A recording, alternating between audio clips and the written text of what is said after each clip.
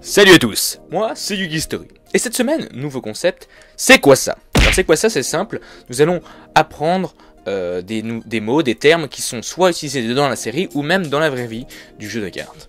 Alors aujourd'hui, nous allons parler de WCQ. Alors qu'est-ce que veut dire les initiales WCQ?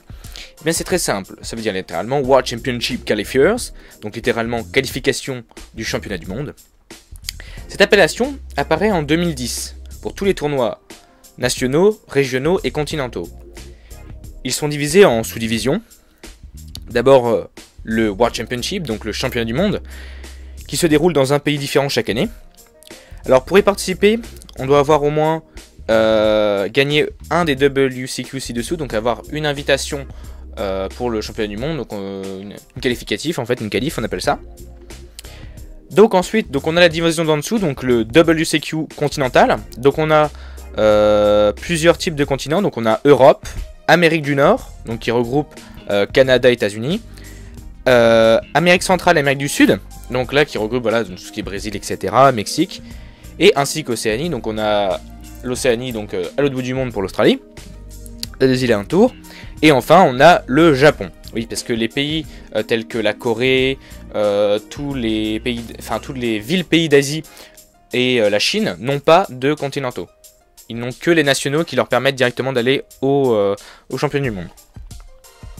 Ensuite, on a le WCQ national, avec chaque pays a le sien.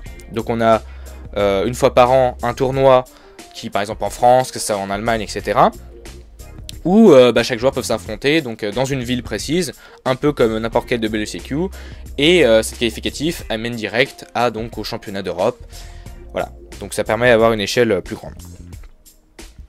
Alors, un joueur ne peut participer qu'à un seul WCQ national, c'est-à-dire que par exemple, vous participez au WCQ de France, et bien vous ne pourrez pas participer la même année au WCQ d'Allemagne par exemple, tout simplement parce que par exemple vous gagnez le WCQ de France, c'est pour laisser une chance qu'il y ait un autre champion, parce que si vous gagnez deux championnats nationaux, vous vous retrouvez donc avec le même champion de deux pays différents, ça fait que il y a moins de joueurs et voilà, c'est moins bien pour Konami.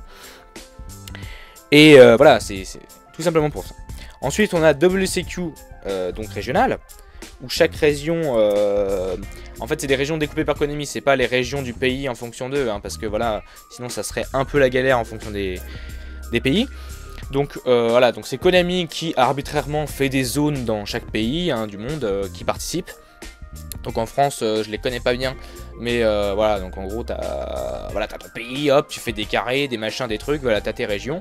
Et donc le régional permet donc de participer. Alors en fait, normalement le WCQ régional te permet aussi de participer à l'européen, il me semble, je suis pas sûr.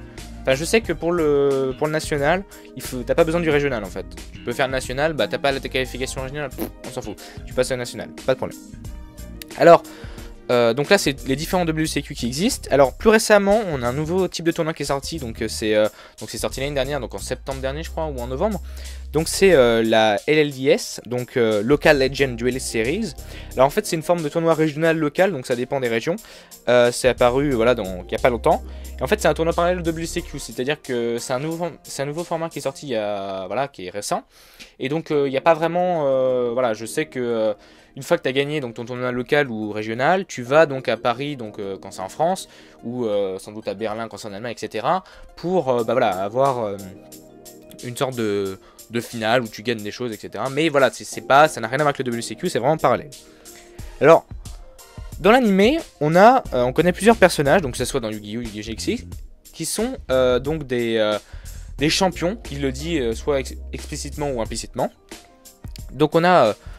oula, attention à l'affiche. On a d'abord donc Bandiken, donc c'est le premier c'est un des plus phares, un de ceux qui nous marque, c'est Bandiken. Donc il est vraiment sous cet air de nationaliste cliché, donc le bandana, le drapeau, etc., qui joue des machines en plus. Bon voilà, on a bien le cliché d'américain. Donc c'est par extension le champion national américain, donc nord-américain bien sûr, vu que à l'époque c'était pas divisé de cette façon. Car l'animé a été fait, et l'histoire a été faite bien avant l'idée qu'il y ait des cartes et des tournois. Donc voilà, donc c'est pour ça, donc il représente le champion national nord-américain. Alors, Dans le même style, on a Leon von Schroeder. Donc lui, c'est un autre cliché germanique pur, hein, européen. Donc c'est-à-dire le vin, les roses, la manière de parler avec un accent. Enfin, voilà, on a vraiment le gros cliché. Et lui, il apparaît que dans l'anime, bien sûr. Il n'apparaît pas par contre dans le manga. Et du fait de sa haine contre Kaiba, il va vouloir participer à son tournoi pour le faire chier. Enfin bref, plein de choses intéressantes. Et donc, il représente le champion européen. Donc, on peut partir du principe qu'il représente le vainqueur, voilà, qui a gagné le championnat continental de l'an.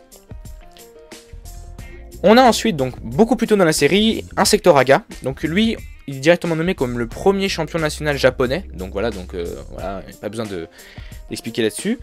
D'ailleurs, on se demande comment il a fait, hein, parce que franchement, quand on voit son deck dans l'anime, même dans le manga ou n'importe où, c'est quand même à chier.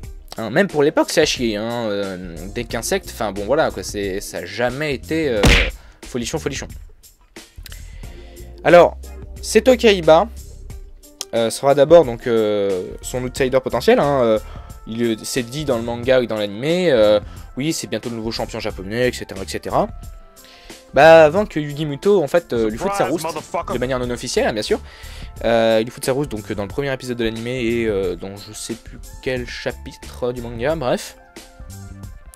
Et donc Yugi Muto deviendra le nouveau champion national japonais quand il vaincra Insectoraga lors du premier match. Donc ça veut dire du premier match, le mec son premier duel qu'il fait au royaume des duelistes, il défonce un champion japonais. C'est-à-dire que je sais pas le niveau de leurs joueurs, mais il doit être vraiment à chier. Hein. À l'époque, ça devait être vraiment à chier. Donc il arrive à le battre, donc il devient par extension le nouveau champion japonais.